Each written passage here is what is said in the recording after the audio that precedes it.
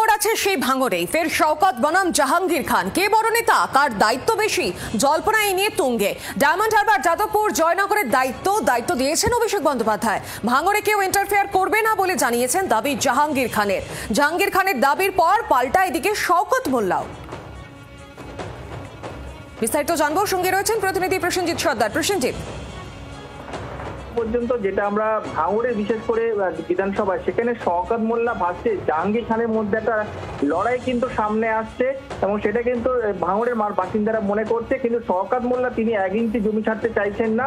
তিনি জানান যে এখানে মুখ্যমন্ত্রী মমতা বন্দ্যোপাধ্যায় এবং অভিষেক বন্দ্যোপাধ্যায় তাকেই দায়িত্ব রেখেছেন এবং 26-এর ভোটে তিনি কিন্তু তৃণমূলকে জয় করে তাদের এই মুখ্যমন্ত্রী মমতা বন্দ্যোপাধ্যায় বা অভিষেক বন্দ্যোপাধ্যায় হাতে উপহার তুলে দেবেন। কিন্তু পাল্টা এদিকে জাহাঙ্গীর খান তিনি কিন্তু প্রকাশ্যে কর্মী সভাতে জানিয়েছেন তিনি দক্ষিণ 24 পরগনায় একাধিক লোকসভার দায়িত্ব পেয়েছেন, যার মধ্যে যাদবপুর লোকসভা আছে, যেখানে ভাঙড় বিধানসভা পড়ছে এবং সেই জায়গায় দাঁড়িয়ে তৃণমূলের কয়েকজন নেতা আছে যারা শওকত মোল্লা থেকে অনেকটা দূরে সরে গেছিলেন, তাদের অনুগামীরা সেই খবর পাওয়ার পরে কিন্তু মিষ্টিমুখ যেমন বাজি ফুটিয়েছে, সেই নিয়ে কিন্তু একটা অশান্তি ছড়িয়েছে। তবে সব মিলে ভাঙড়ে যে একটা অশান্তির পরিবেশ তৈরি হচ্ছে সেটা বিরোধীদের সাথে শাসক দলের মধ্যে বা শাসক দলের এই জাহাঙ্গীর খানের সাথে শওকত মোল্লা, সেটা কিন্তু সাধারণ মানুষ মনে করছে। তবে সময়ে বলবে 2026-এর ভোটে সেই অশান্তি কতটা তার মুখ নেবে। তবে পঞ্চায়েত ভোটের মতন যে ভাঙড়ে যে অশান্তির পরিবেশ সেটা কিন্তু সাধারণ মানুষ মনে করছে।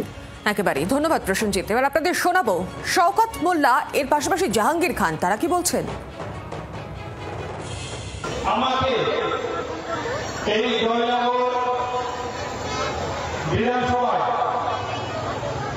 এসে সাধারণ মানুষের পাশে থাকার জন্য যে সুযোগ করে দিয়েছে তার জন্য প্রিয় নেত্রী এবং প্রিয় নেতা অভিষেক ব্যানার্জি মহাশয়কে আমার অন্তরের অন্তঃস্থল থেকে আরো একবার ধন্যবাদ জ্ঞাপন করি।